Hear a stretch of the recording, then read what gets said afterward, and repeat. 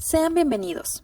En este video hablaremos sobre uno de los eventos más impactantes y que sin duda alguna cambiaron la historia de la humanidad. Nos referimos a la Segunda Guerra Mundial.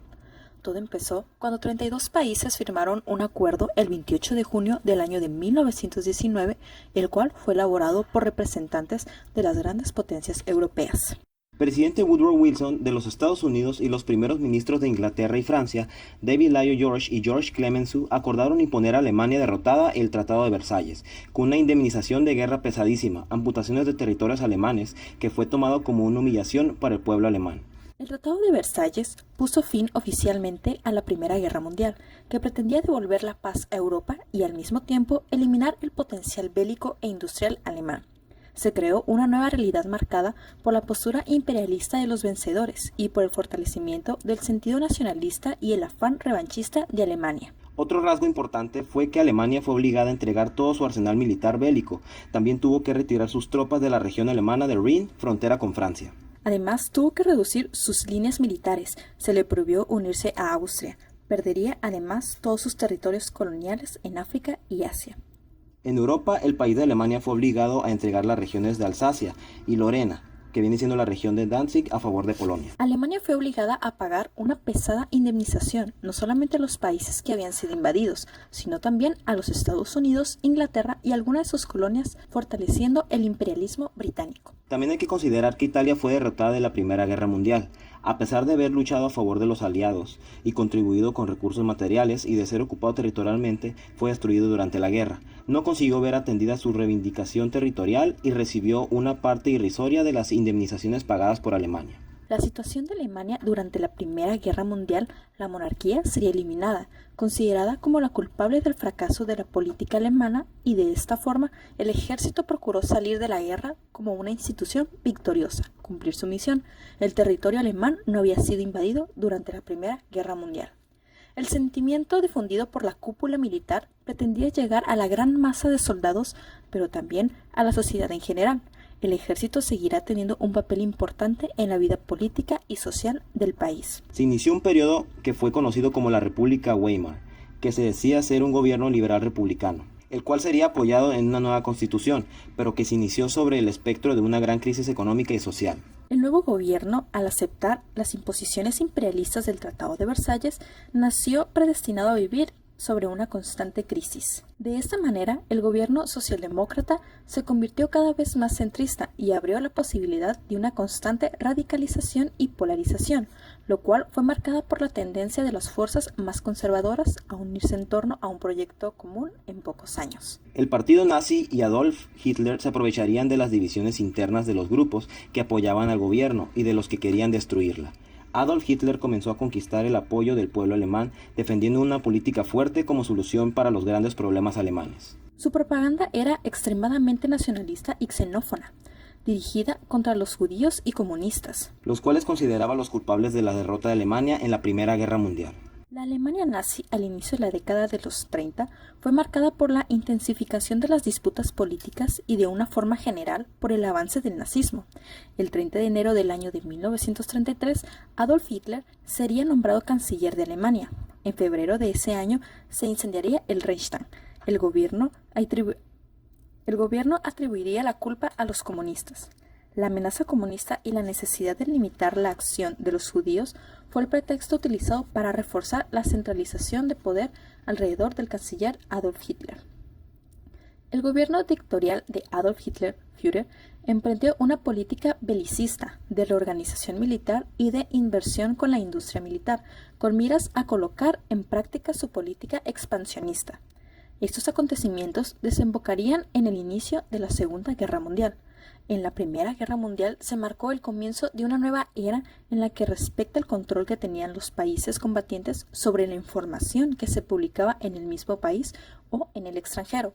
Los gobiernos se percataron del valor que tenían los medios de comunicación. Utilizaron este medio para recaudar fondos para la guerra y encontrar voluntarios para el ejército. A finales del siglo XIX, estos se habían convertido en un importante medio de publicidad comercial. La gente se acostumbró a ver grandes anuncios de las vallas erigidas a tapar edificios ruinosos o en construcción.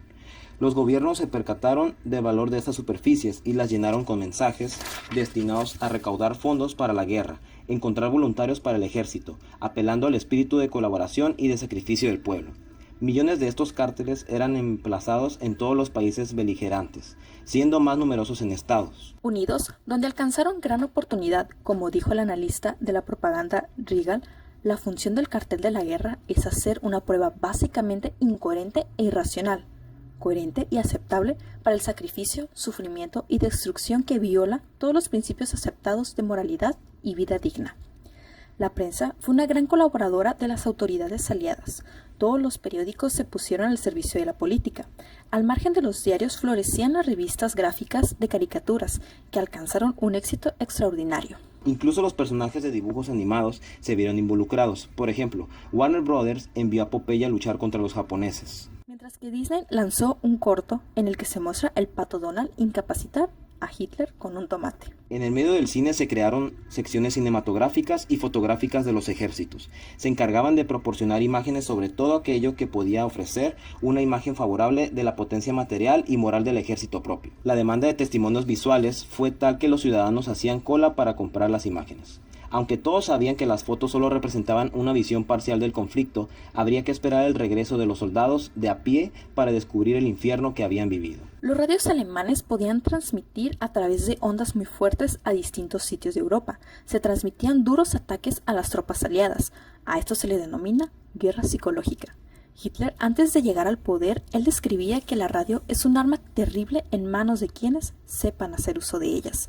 Hitler tenía muy en claro que sus ideas no tendrían éxito a no ser que éstas también fueran las ideas de los demás. Así, cuanto más grande fuera el número de personas que pensaran igual a él, más fuerza tendría.